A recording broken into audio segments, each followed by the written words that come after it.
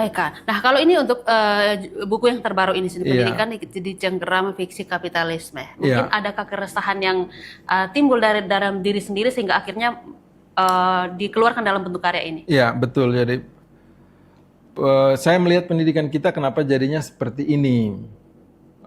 Kenapa semakin banyak lulusan, semakin banyak pengangguran, begitu. Dan ternyata dalam sejarahnya bahwa pendidikan kita itu adalah hasil dari kolonialisme, penjajahan dengan juga kapitalisme. Jadi sekolah pertama dibangun itu kan tujuannya untuk menyebarluaskan agama, bukan untuk mencerdaskan. Jadi itu di Oke. masa Portugis kalau saya tidak salah. Mereka mendirikan sekolah tujuannya untuk menyebarluaskan agama. Kemudian masuk ke diganti dengan Belanda dan tujuannya masih sama, hanya mereka tambahkan untuk menciptakan tenaga kerja murah. Jadi waktu itu kan Belanda membangun perkebunan dan mereka membutuhkan tenaga kerja. Jadi kalau misalnya datangkan tenaga kerja itu dari luar negeri kan butuh biaya yang banyak. Jadi mereka ya sudahlah kita pakai orang-orang pribumi tetapi dengan harga yang lebih murah begitu. Nah setelah Belanda masuk ke Jepang kan mereka menjadikan pendidikan sebagai alat propaganda untuk tujuan mereka perang Asia Timur Raya kah waktu itu. Nah setelah itu masuk ke zaman kemerdekaan, masuk ke reformasi, sistem pendidikan kita itu akhirnya menghamba kepada kapitalisme. Jadi sekolah itu adalah tempat dalam bahasanya Louis Althusser itu sekolah adalah atau pendidikan adalah tempat reproduksi tenaga kerja. Agar sebuah sistem itu berdiri, maka mereka menjadikan pendidikan sebagai tempat untuk mencetak tenaga kerja itu.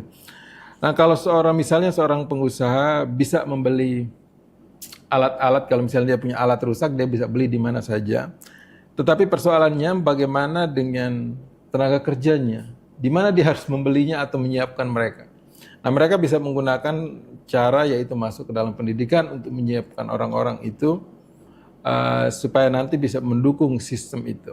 Tetapi sekali lagi, itu adalah salah satu fiksi yang akhirnya dipercayai banyak orang bahwa oh kita sekolah nanti untuk jadi bisa memiliki pekerjaan yang baik, bisa hidup bahagia sejahtera. Itu adalah fiksi yang ditanamkan di kepala kita dan dipercayai sehingga orang akhirnya pergi kuliah dan mungkin pada akhirnya tidak sebaik yang diharapkan.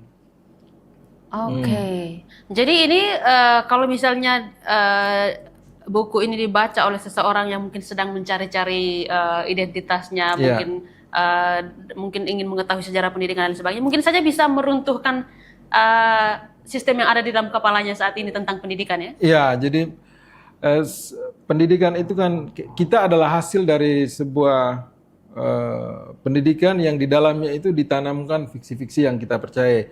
Salah satu fiksi yang kita percayai adalah sekolahlah atau kuliahlah lulus dengan baik, kemudian dapat pekerjaan yang baik, hidup bahagia sejahtera, mungkin mati nanti masuk surga begitu. Itu adalah salah satu fiksi yang kita percayai sehingga kita pergi ke sekolah. Kalau misalnya fiksi lain yang ditanamkan, misalnya kalau kamu sekolah kamu semakin miskin, orang tidak akan pergi ke sekolah karena dia tahu bahwa untuk apa sekolah kalau saya miskin. Tetapi dia diberikan semacam gambaran imajinasi bahwa kalau kamu sekolah hidupmu pasti lebih baik, kamu bisa bekerja dengan baik. Karena itulah ketika dia percaya dengan itu maka dia pergi ke sekolah. Namun juga ada persoalan di dalam kepercayaan terhadap fiksi ini, bahwa setiap tahun itu kan lulusan kita semakin banyak dan lapangan pekerjaan tidak sebanyak lulusan setiap tahun.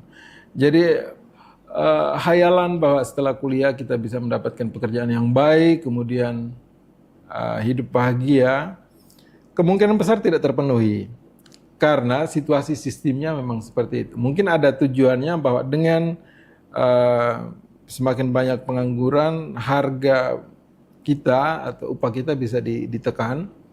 Tetapi bangunan pendidikan kita dilandasi dengan kepercayaan terhadap fiksi itu. Dan Itu bagi satu dua orang bukanlah pendidikan.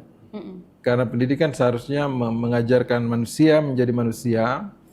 Mereka harus mencari hal paling mendasar di dalam dirinya yang membedakan dia dengan hewan-hewan. Tetapi justru hal-hal kemampuan-kemampuan paling dasar itulah yang tidak dipelajari di sekolah. Misalnya berimajinasi. Imajinasi adalah dasar dari seluruh kreativitas. Dia jugalah yang membedakan kita dengan binatang-binatang lain. Imajinasi jugalah yang membentuk seluruh peradaban di dunia, tetapi itu tidak dipelajari. Dan itu sangat bermasalah. Kita tidak mengenal kualitas diri kita. Oke.